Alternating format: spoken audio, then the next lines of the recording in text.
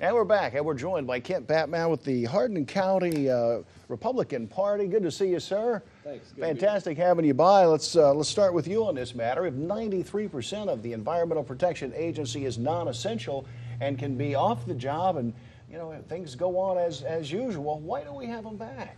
Well, I know people are asking that. They're asking that question, and a lot of other parts of the government. But the good thing about this shutdown, another generation of Texans learned that there's nothing they get from the federal government that they can't live without. That you can't live without. Well, it does beg the question. We're talking about spending cuts now in the budget talks that Paul Ryan has taken up with Senator Shelby from Alabama, Senator Murray, and another Democrat congressperson. These talks, in theory, we understand, are budget talks designed to get into critical issues before January, before we have to come to another of these big last-minute crashes. Good idea, bad idea? What do you think of it? I think the fact that it's bipartisan negotiations is positive. We all know what Ryan's approach to budgetary issues are, and that was thoroughly repudiated by the American people in the last election. Heck, even Mitt Romney moved away from the Ryan budget. But let me correct you about the EPA. Everything the EPA does is not done on a given day. They regulate over a period of time. Trust me, we know. The 93% seems As high. Kent. The emissions that come into the water, into the air, don't all take place on a given day where every one of the EPA has to be out there. They're reported, usually self-reported by the industries involved. And if you think environmental regulation is unnecessary or non-essential, I invite you to hop in a time machine and go back before President Nixon started the EPA. I'd like to get into. It is not a binary. You make these glam comments about non-essential. It's just not true. It's not true that. Let me put you in a time machine and go back. In other words, if 93% of an entire agency can be put to the sidelines for a given period of time, don't you think there's some portion above, 100% back that couldn't be done without? I'm not. In other words, it goes down to cuts. I'm not going to make. I won't make that argument. It's a fun political point, but I wouldn't. But can none of the agencies be cut? I happen to agree. But it speaks to waste and abuse in government. The larger point isn't 100% versus 0%. And this is how these things get juxtaposed. If you think the government is overreaching in certain areas, the argument and the narrative is, well, you don't want anything at all, you want dirty water, et cetera.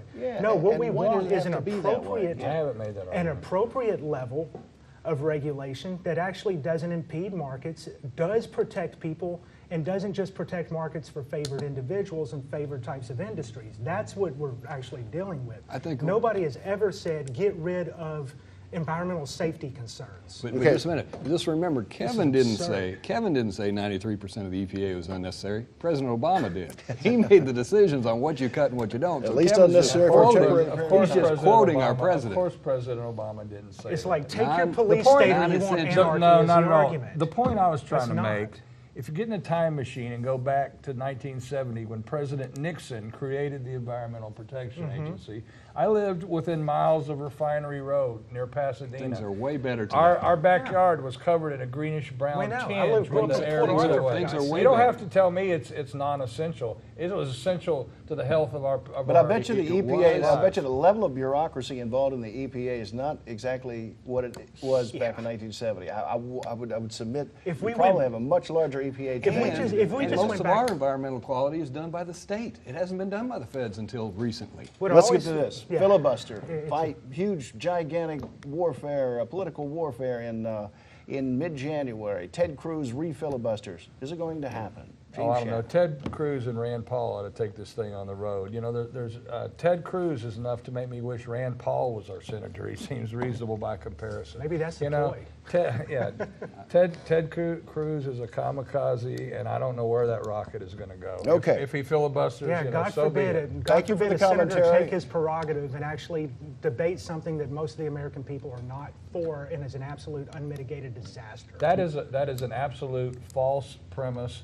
Not if really. you break down the Affordable Care Act, some people don't think it goes far enough. Americans favor many of its elements. You throw out Obamacare, which has been victimized. I like ice cream and you get a Twinkies. negative poll. I like ice cream and Twinkies, but if you tell me I got to give you my pinky for it, I'm still going to be for ice cream and Twinkies, but I don't want to give you my pinky in exchange. As, on. as the costs come out, as people start paying, as the actual individual has to pay the tax for not having health insurance, because they're not going to sign up for it, And the they're sticker going to shock. like it less and less and less. Let me tell you It what, kills what, itself. what y'all are afraid of, and this is a flawed premise.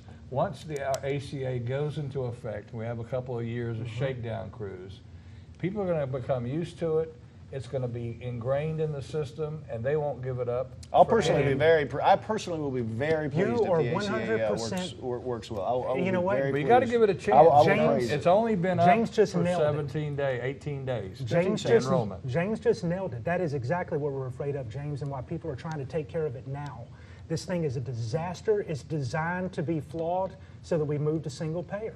Well, we'll And look that's- into the that's fact where most of the territory of left is this. upset with it in the first place because it doesn't go far enough. We'll look into the facts of what we're you might seeing be- out of Obamacare in just moments when we return here on our show, Southeast Texas Weekly.